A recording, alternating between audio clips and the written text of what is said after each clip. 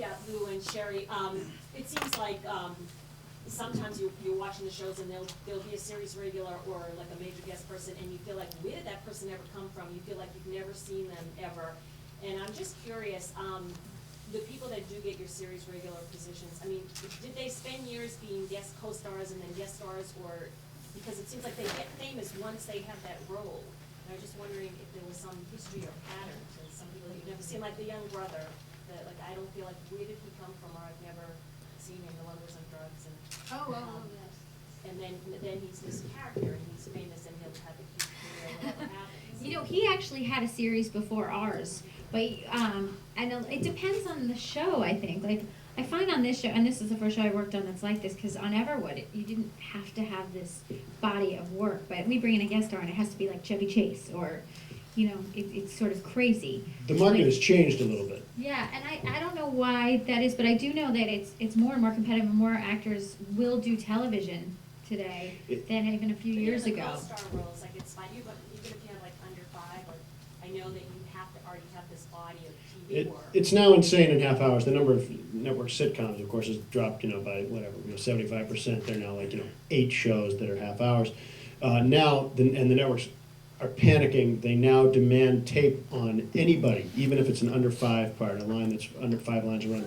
They want to see tape on that person. When we were on Raymond in the beginning, we just hired whoever we wanted, and you told the casting department over at the network who it was. But they minded their business, we minded our business, and it wasn't a big issue. And TV used to make stars. Michael J. Fox, no one knew who he was. I mean, they cast this guy who was likable and quick-witted, and he became a star. Now you can't get your pilot made sometimes unless you go in there with talent attached, and that's sometimes sort of a big burden to place on a writer and producer, because you write this thing with someone in mind as a character, but not necessarily an actor in mind, and the network says, yeah, well, we have a deal with such and such an actor, you use him or it doesn't get made, and you're operating with your hands tied a little bit. But we will hire co-stars that don't necessarily, if they're right. I find like we'll just find somebody who looks right or whatever we were thinking, and we can hire them even if they don't have a huge body of work. Some of the bigger guest stars, and then there's all this stunt cast. I know that we have so much pressure to stunt cast. I mean, not lately in this season. I think they're realizing our cast is a stunt enough.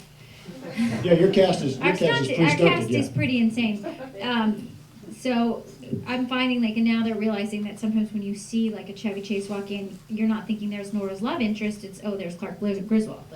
Right, it really takes you out of it. It really drives me nuts to cast that way, because I think that the audience sits there at home and says, "Hey, look, there's Jack Black" or whatever, and they stop paying attention to your story and start wait for him to do whatever funny shtick everyone's used to seeing him do.